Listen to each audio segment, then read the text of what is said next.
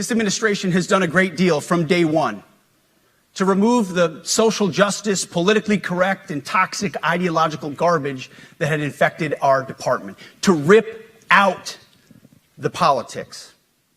No more identity months, DEI offices, dudes in dresses. No more climate change worship. No more division, distraction, or gender delusions. No more debris.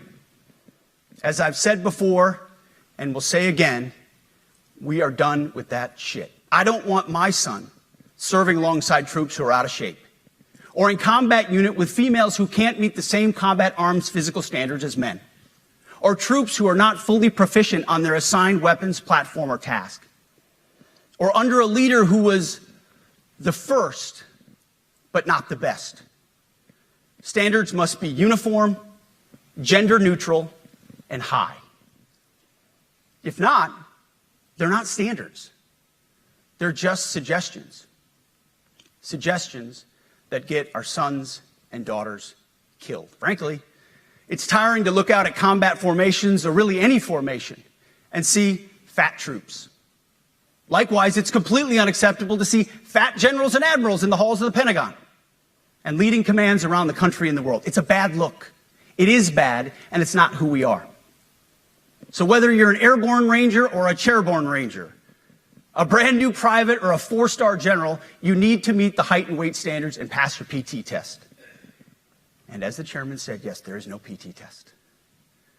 But today, at my direction, every member of the Joint Force at every rank is required to take a PT test twice a year, as well as meet height and weight requirements twice a year, every year of service. Also today, at my direction, every warrior across our Joint Force is required to do PT every duty day. This also means grooming standards. No more beards, long hair, superficial individual expression. We're going to cut our hair, shave our beards, and adhere to standards. Because it's like the broken windows theory of policing. It's like when you let the small stuff go, the big stuff eventually goes. Allow me a few words to talk about toxic leaders.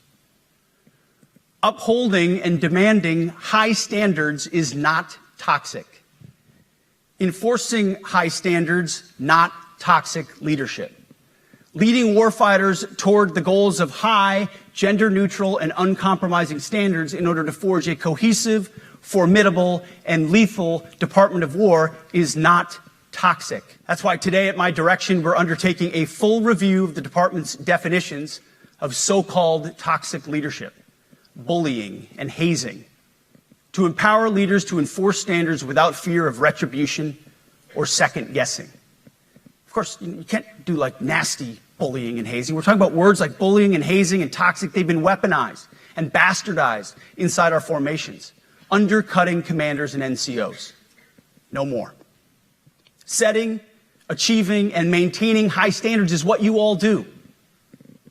And if that makes me toxic, then so be it. The E6 test or O3 test clarifies a lot, and it clarifies quickly. Because war does not care if you're a man or a woman. Neither does the enemy. Nor does the weight of your rucksack, the size of an artillery round, or the body weight of a casualty on the battlefield who must be carried. This, and I want to be very clear about this, this is not about preventing women from serving. We very much value the impact of female troops. Our female officers and NCOs are the absolute best in the world. But when it comes to any job that requires physical power to perform in combat, those physical standards must be high and gender neutral. If women can make it, excellent. If not, it is what it is. As foolish and reckless as the woke department was, those officers were following elected political leadership. An entire generation of generals and admirals were told that they must parrot the insane fallacy that, quote, our diversity is our strength.